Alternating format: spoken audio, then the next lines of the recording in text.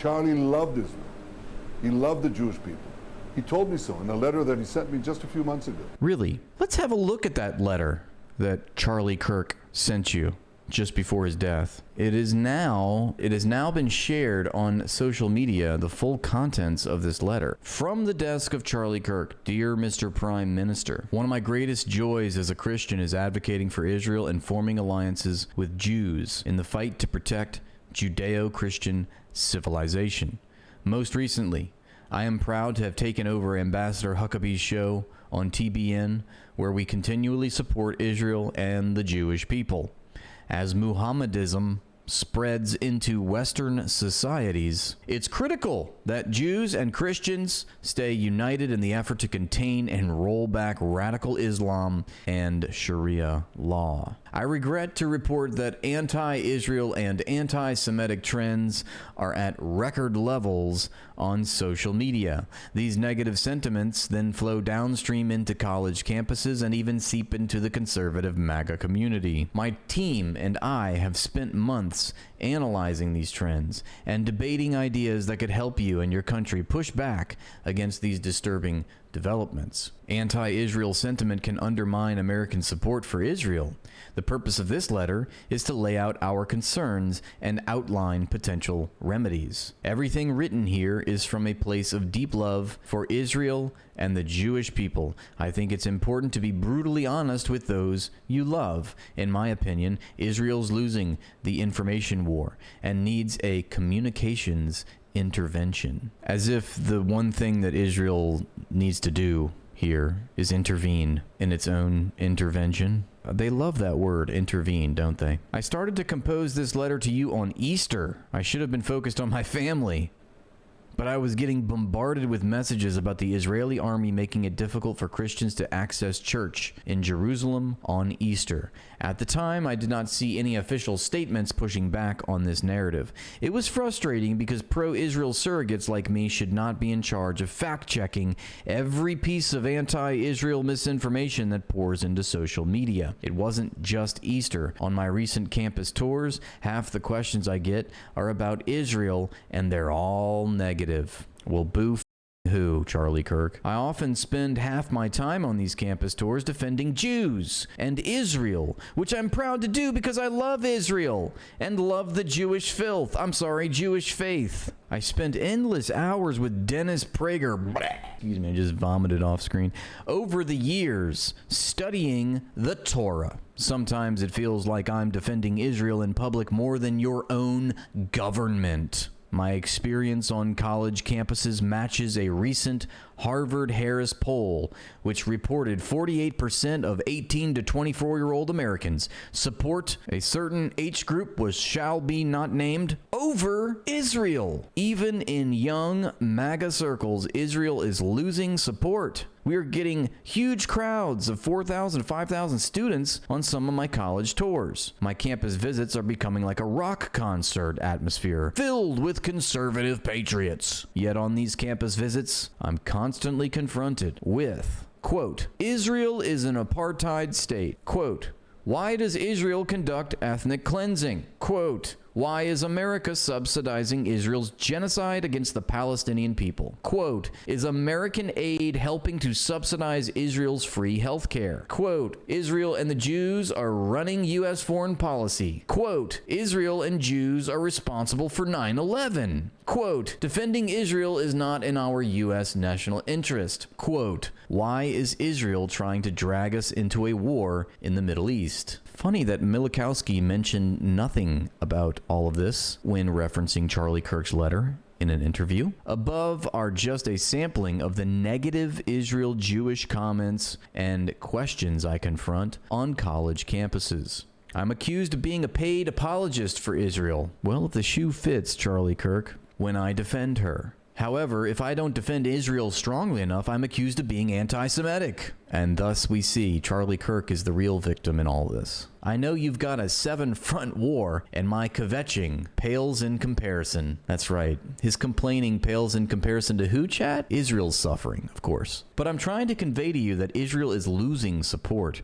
even in conservative circles.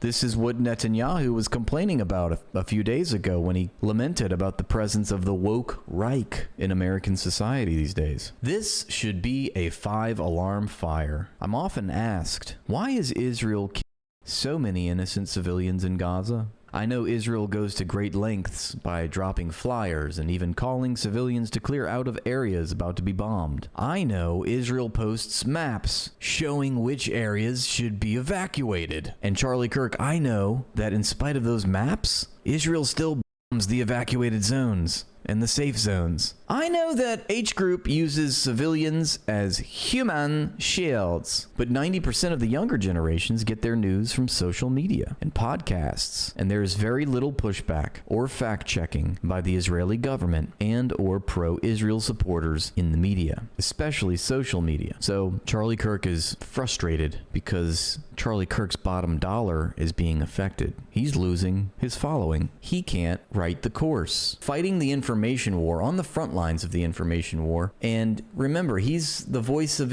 a younger generation. He's supposed to be the Gen Z conservative movement guy. And Gen Z is no longer with him on this. So he's got to take it up with Master. What does Master say? Master don't care. Master Kirk, Charlie. Charlie continues. I strongly suggest Israel not, all caps, always depend on subcontracting their information war efforts to surrogates in America. Mr. Prime Minister, I urge you to revamp your information war fair strategy from top to bottom. Well, in the wake of his assassination, we have seen Netanyahu revitalize and go. Basically, we've seen Netanyahu go against Charlie Kirk's advice and once again subcontract to surrogates in America, American influencers, Z-list, no pun intended, American influencers, who are paid $7,000 a post to support Israel. And he's recruited them in a very public campaign, and this was evident in his last visit to the United States, where he gave that awful speech to the UN. Sometimes the impression is given that Israel thinks everyone hates them, so why care about winning over hearts and minds? If there's any truth to this impression, I urge you to consider that social media and podcasts is where you fight for the hearts and minds of the younger generation. Obviously, all this negative Israel propaganda on social media easily translates into pro-H Group Free Palestine sentiment on many college campuses. Here are some unsolicited recommendations my team and I suggest if you're open-minded to a communications reset. Number 1. For starters, you need a rapid response media team. President Trump does this very effectively on social media with his own account and his White House Rapid Response 47 team.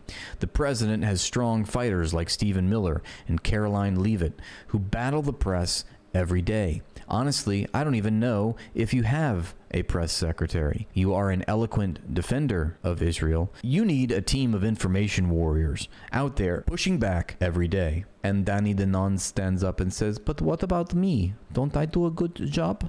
In real time, when you don't push back, anti-Semitism and anti-Israel propaganda fill the void. A pro-Israel friend recently asked me, do Israelis even care how the world perceives their country?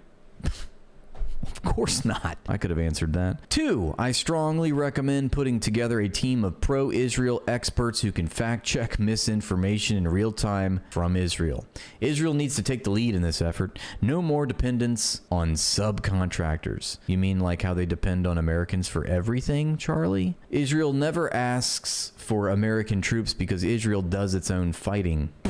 Sure thing. I suggest the same approach for the information war. You lead and people like me will follow and provide supplemental support. If you're open to revamping your communication strategy, my team and I are happy to assist. As I'm reading this, I'm thinking about all of those chuds that we get, those trolls in the comment section, trying to slow us down, muddy the water, telling us, you're not doing anything, this isn't doing anything, you're just yapping on a screen. If this wasn't crucial, if this wasn't significant, if this wasn't important, fighting the information war every day, if it wasn't important, we wouldn't have this kind of rhetoric from the other side. They understand it's vastly important. Charlie Kirk understood this. He ran a media empire. And he was very influential in controlling and influencing young people's minds.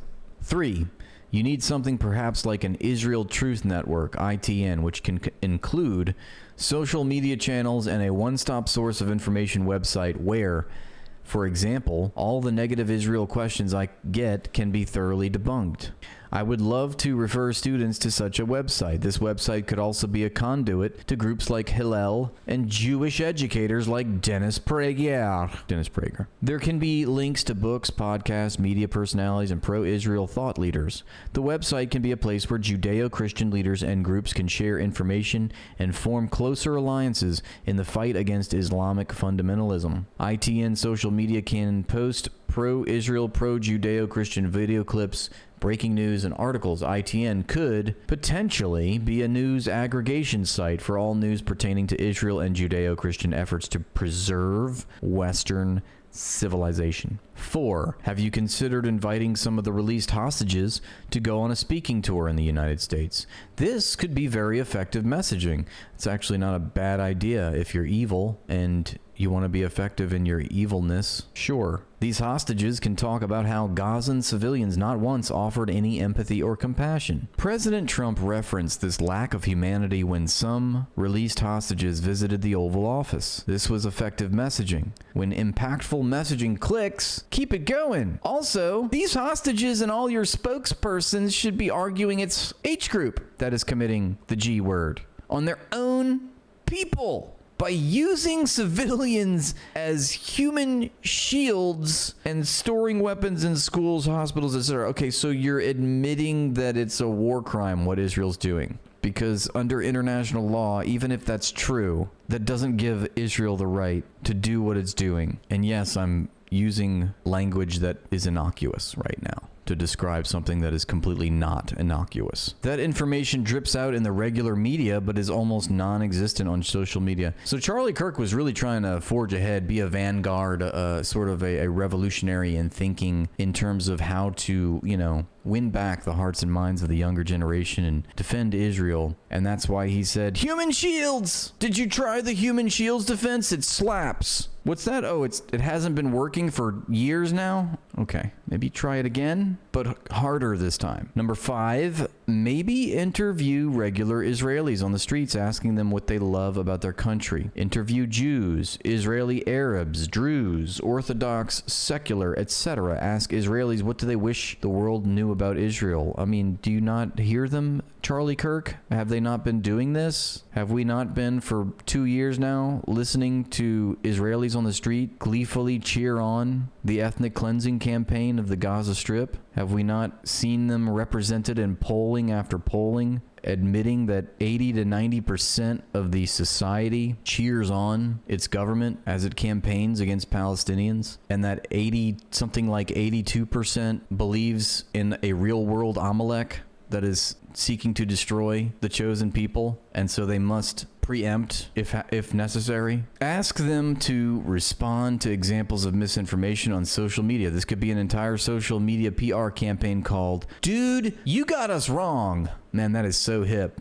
It's like I see Charlie Kirk with his hat turned backwards, a skateboard over his shoulder saying, What's up, my fellow G-Zeners? Did you know that you got us wrong, dude? Interview Israelis from all walks of life. Let Israelis explain in their own words how Israel is a pluralistic society, a free country, with elected leaders, unlike all of the surrounding authoritarian Arab nations. I think we've done enough of interviewing Israelis to really check the temperature of the society, okay? Why not show how your hospitals take care of wounded T-wordists? Why not show clips of Israel dropping flyers from airplanes warning Gazan civilians to get out of harm's way? We need to see it. We need to see those actions. It would have been nice to see an Israeli plane with a Star of David arrive in the U.S. full of supplies after a hurricane. Has Israel offered any assistance to the U.S. insofar as technology to protect our border or with the missile defense shield President Trump has discussed? Because, I mean, obviously,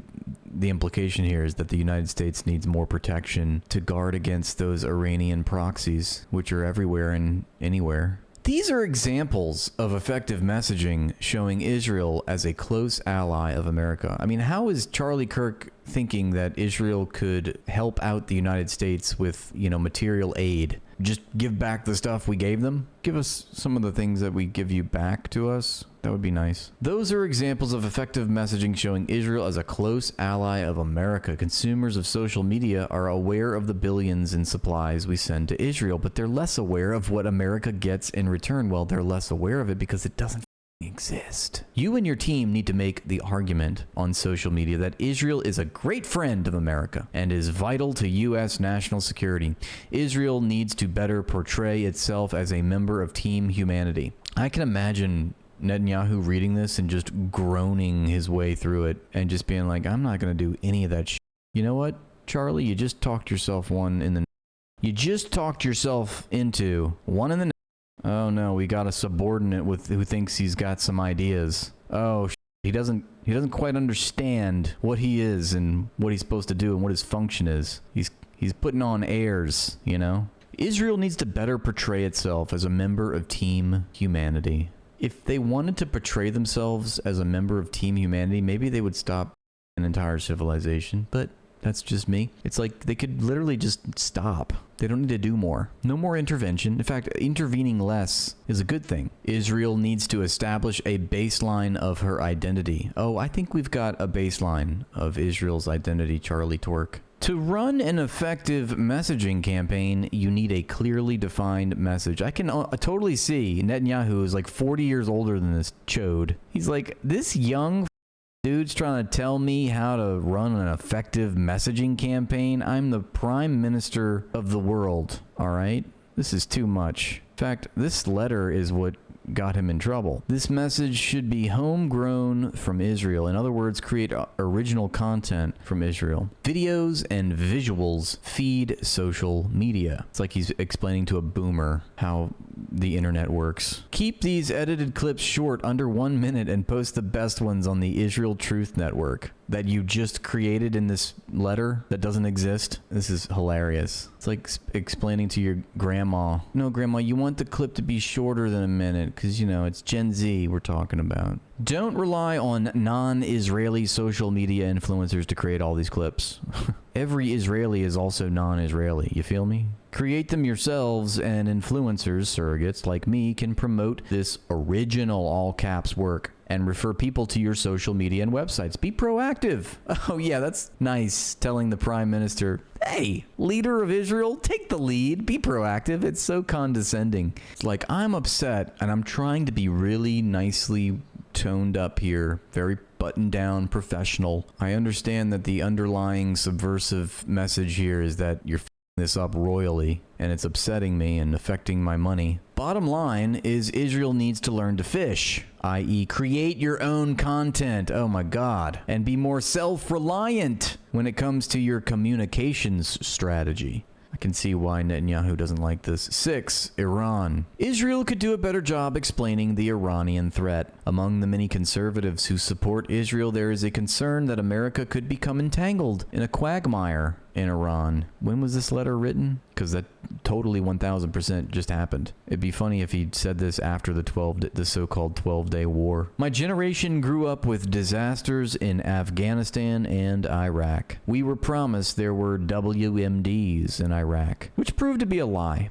Our generation was also lied to by the governments of Israel and the United States that COVID vaccines were safe and effective. What's funny is that he's telling this to the Prime Minister of Israel, Benjamin Netanyahu, saying, we were promised there were WMDs in Iraq, and which proved to be a lie. Netanyahu is on record pleading before Congress, we must take out Saddam Hussein. If we take out Saddam Hussein, it will have positive reverberations for the region. Like, Netanyahu is instrumental in manufacturing and promoting the lie of WMDs in Iraq. I mean, he's talking to the liar in chief. We were lied to about your lie, and that really affected us now. And we're trying to suggest you do something different. No, dude, that's the dude. What are you talking about? He's the guy responsible for all this shit.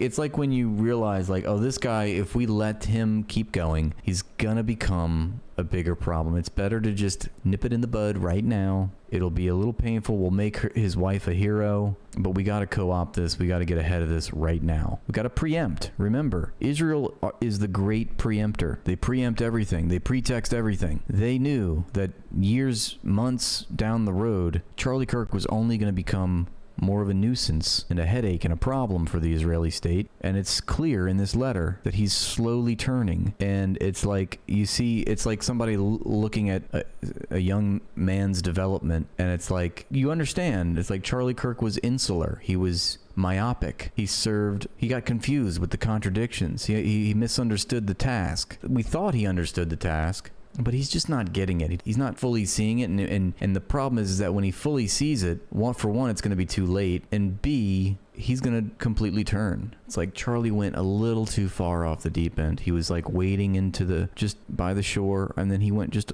past the breakers. You know, he's like, you went to the uncharted, you're not supposed to do that. It's like, oh, he's beginning to see, but he hasn't quite gotten there yet that it's all a lie, and he's actually talking and promoting the bad people, and he thinks that there's this pledge of nationalism, there's this servility to one's country, one's patriotism. I mean, we're talking about savage, ruthless, transnational capitalists, and he was too heavily ingrained in it, too ensconced in it to be able to speak like I can. He can't speak like that, you know? This is the house that Zion built, Charlie Kirk. Don't forget who your masters are, bro. Can't bite the hand that feeds. We've made you everything that you are. We had so much promise for you, Charlie Kirk. But then you just started having to think about other things and have these wild ideas. As I say, the world is run like the mafia. And that was a professional hit.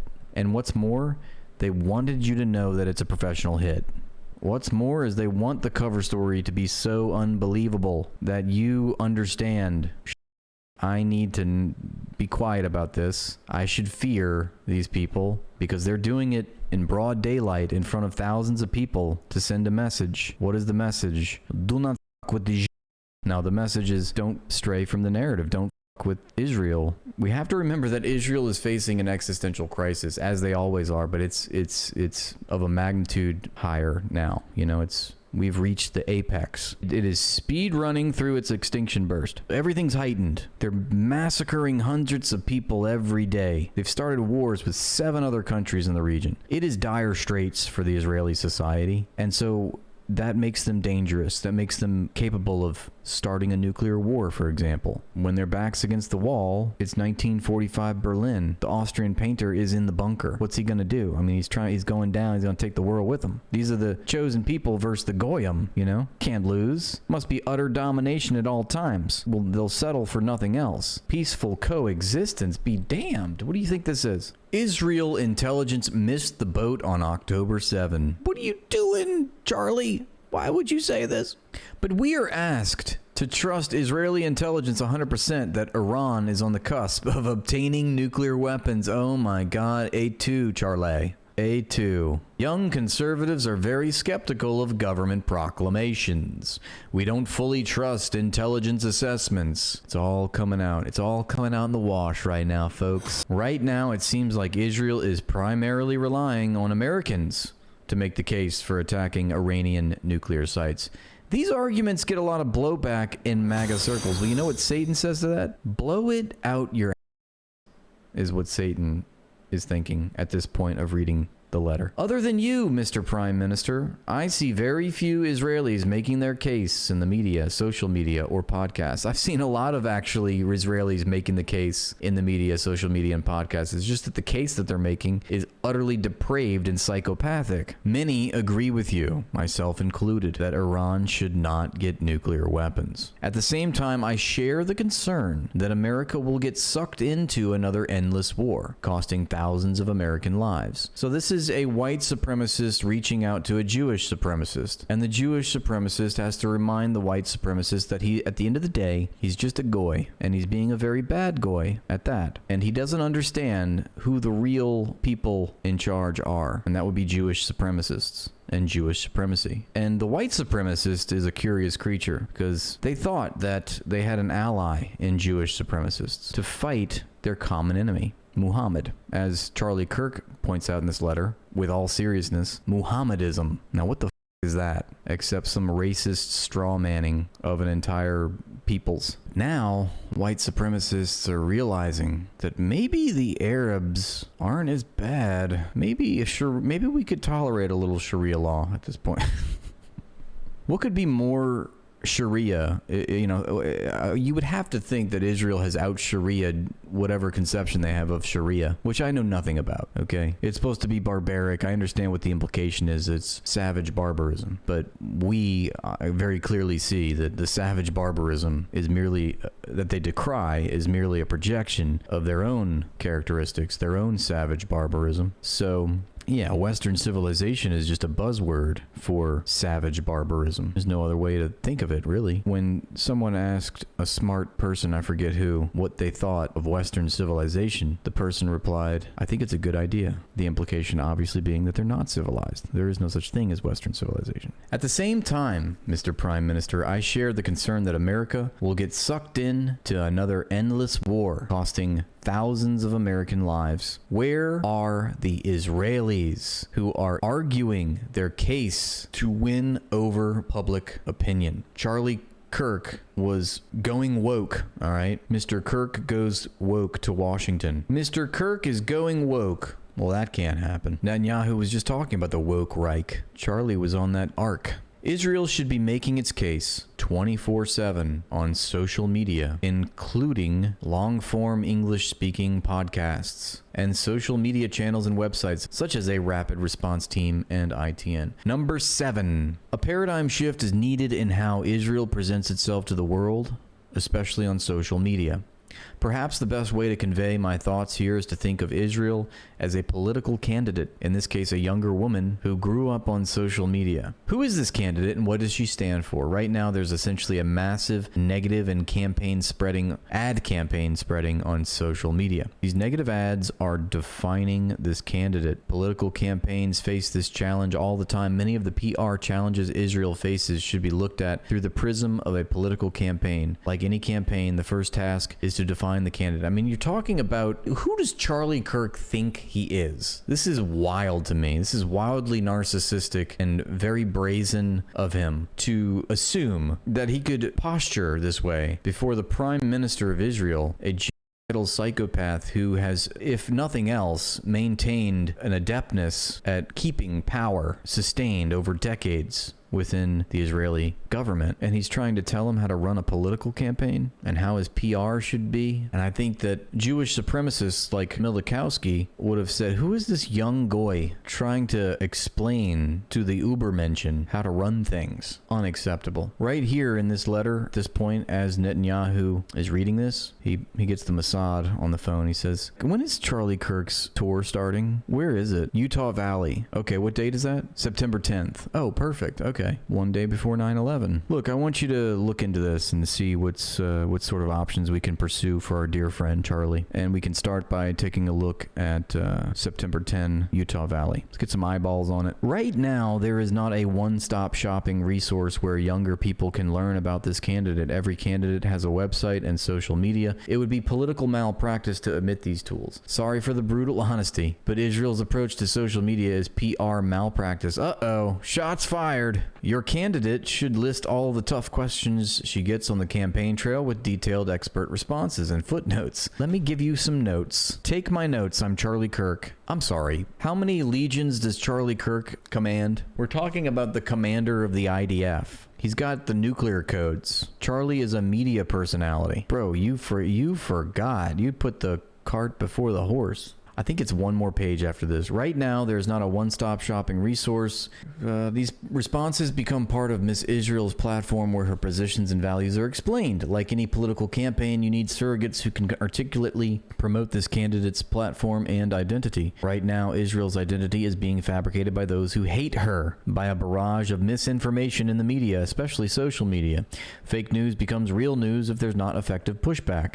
When a candidate is hit with negative campaign ads, the effective response is for the candidate to personally respond to these attack ads. A candidate doesn't just rely on surrogates to get the truth out. One of Israel's biggest, most fundamental problems is typically your pushback is in a third-person voice. I do the third-person voice all the time as I attempted to defend the candidate Israel, but I don't live in Israel, so I'm more like an attorney. I'm more like an attorney defending a client. Israel, the client, also needs to defend itself. I wish I had a first-person source of information I could reference, where students and Israel skeptics could learn more about this client called Israel. You need a one-stop shopping resource where Israel's platform and beliefs can be spelled out. You need more Israeli surrogates speaking out on behalf of their candidate. At the moment, you have some wonderful non-Israeli surrogates speaking on behalf of a candidate that has not defined herself, especially when it comes to social media. I know it's common to think that social media, especially TikTok, is a waste of time. I thought similar a year ago, but TikTok algorithms have changed. I have increased my followers on TikTok from approximately 1 million to 6.6 million in the last year. We get billions with a B views on TikTok. My campus tour last fall and this spring have received approximately 5 billion impressions. Elon Musk is a good friend to Israel, so X offers a great opportunity to make inroads on social media. Just spelling it out in no uncertain terms for us, the political economy of capitalism and how it controls all institutions that affect and govern public life. Yeah, Elon Musk is a good friend to Israel, so therefore this public domain, this public square, town square forum where people can get together and share, yeah, that's owned by one guy. Elon Musk is a good friend. Israel should not sit back and allow its enemies to define her. A recent Pew Research poll showed 53% of Americans now have an unfavorable view of Israel, up from 42% 3 years ago. U.S. support for Israel is precarious right now. A new media strategy is urgently needed. I understand social media as well as anyone in the world. From my vantage point, Israel has retreated from social media without a fight. How are you going to win over younger generations if you're starting out in retreat on social media? Younger generations use their TVs for Netflix, not the evening news. That's why Israelis are